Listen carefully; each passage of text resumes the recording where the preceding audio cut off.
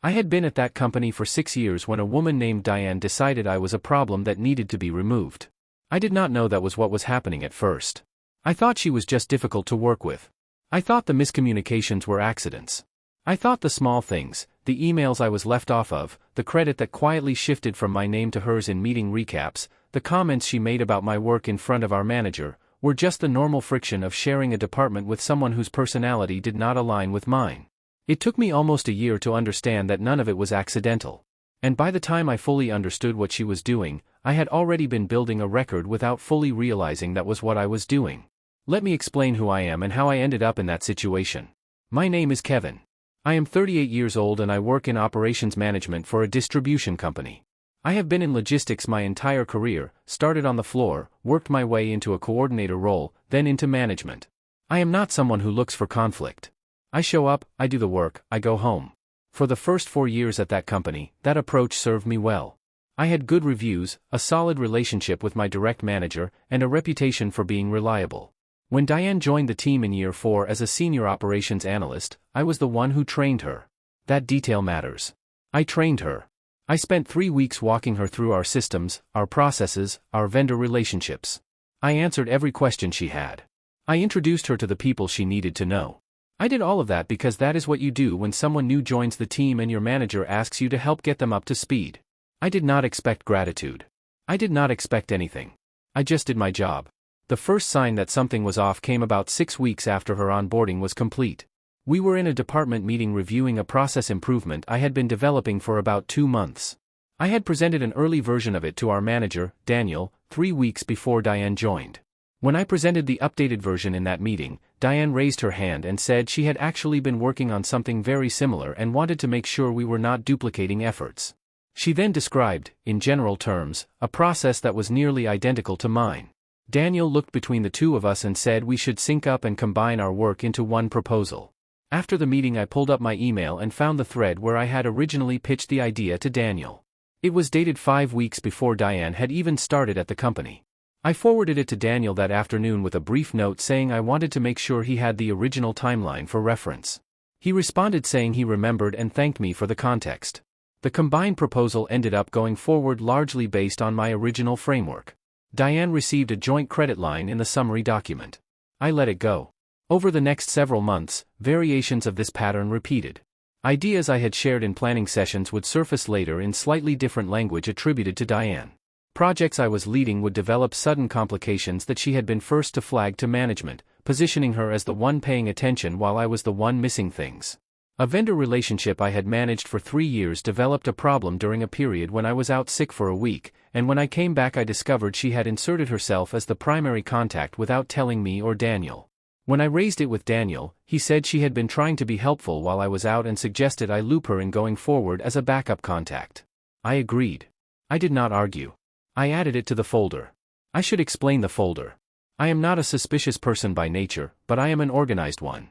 I have kept records throughout my career out of habit, meeting notes, email threads, project timelines, anything that might be useful for a performance review or a process audit. When I started noticing the pattern with Diane, I did not immediately think I was building a case. I just started being more deliberate about what I was saving. Every email where my contributions were documented. Every meeting recap where I was credited with something. Every message where I had flagged a problem before it became one. Every instance where a timeline showed I had originated an idea or taken an action before it was later attributed to someone else or presented as a collective effort. I was not plotting anything. I was just paying attention and keeping receipts. The situation escalated in my 6th year at the company when we were both considered for a newly created senior manager role. Daniel told me privately that I was his first choice and that he was recommending me to the director. He also told me the process would involve a formal review that included peer feedback. I thanked him and went back to my desk and kept doing my job. What I did not know was that Diane had also spoken to Daniel and told him she was interested in the position. What I did not know until much later was that she had already begun speaking to the director, a woman named Patricia, directly.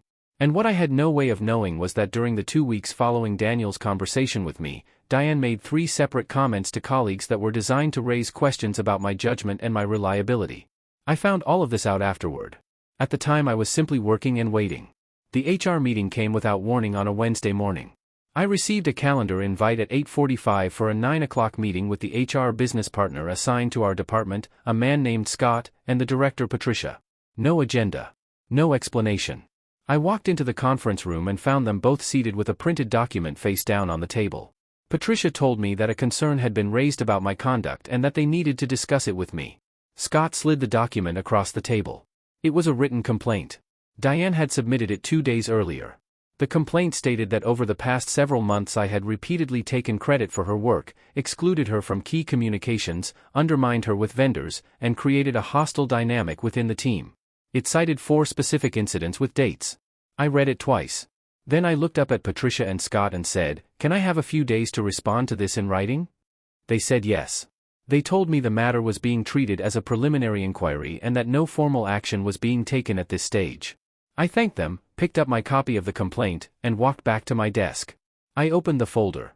I spent that evening and the following 2 evenings cross-referencing every claim in Diane's complaint against my documentation. The first incident she cited involved a vendor communication she said I had handled in a way that excluded her and damaged the relationship.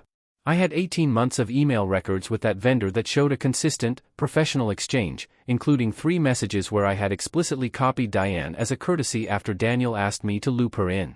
The relationship was not damaged. The vendor had sent a positive feedback note to Daniel 4 months earlier that I had saved. The second incident involved a project she claimed I had presented to leadership as solely my work when it had been collaborative. I had the original project proposal with my name on it predating her involvement by 11 weeks, the email chain showing when and how she was added to the project, and the meeting notes from every status update showing the division of responsibilities. Her contributions were documented. So was the timeline that showed the core framework had existed before she joined it. The third incident was the most serious. She claimed I had made a comment to a colleague that was disparaging toward her and had contributed to a negative team environment. This was the one I had no direct documentation for because it had allegedly been a verbal comment in a hallway. But I did have something. 3 weeks earlier, a colleague named James had sent me a message on our internal chat platform asking if everything was okay between me and Diane because she had said something to him that struck him as odd. I had responded saying I was not sure what he meant and asked what she had said. He told me she had told him I was going to be moving out of my role soon and that the team was going to be in a better place after that. I had saved that exchange. James, when I reached out to him before submitting my response, confirmed he remembered the conversation and was willing to document it if needed. The fourth incident I could not fully disprove from documentation alone, but I could show through meeting records and email timestamps that the version of events Diane described was inconsistent with the documented sequence of what had actually happened. I submitted my written response to HR on the 5th day. It was 22 pages. It addressed each incident chronologically, cited every piece of supporting documentation by date and source, and included an appendix with copies of the most relevant materials. I also included the exchange with James and a summary of the pattern I had observed over the preceding 18 months, presented factually and without characterizing Diane's intent. I did not say she was lying. I said the documentation did not support the account she had provided. Scott called me the following Monday and asked if I could come in to discuss my response. When I walked into the conference room this time, there were 4 people present. Scott, Patricia, the head of HR for the region, a woman named Angela who I had never met, and Daniel. Angela led the meeting. She told me they had reviewed my documentation thoroughly and that it raised significant questions about the accuracy of the complaint that had been filed.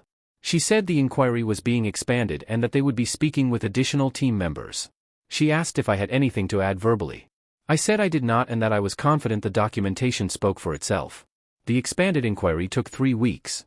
I continued doing my job. Diane continued doing hers. We did not speak directly during that period beyond what was necessary for work. At the end of the 3 weeks, Angela called me in again. She told me the inquiry had concluded.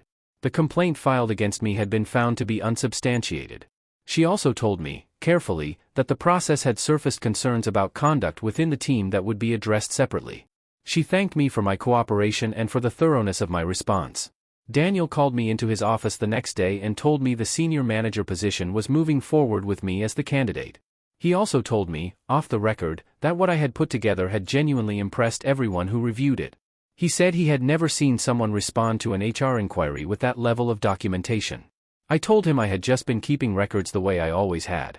Diane left the company 8 weeks later. I do not know the full details of what happened. I know the inquiry found things that needed to be addressed and I know she was gone before the quarter ended. I did not celebrate when she left. I had not set out to get anyone fired. I had set out to keep my job and protect my reputation, and that is what I did. I have been in the senior manager role for just over 2 years now. The job is harder than what I was doing before, and I am glad I have it.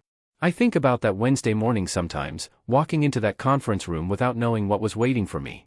I think about how differently that day could have ended if I had been the kind of person who deleted emails and trusted that everything would work out. It would not have worked out. The thing about people who operate the way Diane operated is that they are effective against targets who have nothing to show. They are not effective against a 22-page response with an appendix. Document everything. Save your emails. Keep your meeting notes. Keep records of your contributions, your timelines, your communications. Not because the world is full of people like Diane, most people you work with are not going to do what she did. But because the one time it does happen, the difference between keeping records and not keeping records is the difference between walking out of that meeting with your career intact and walking out of it without one. I kept records. It mattered.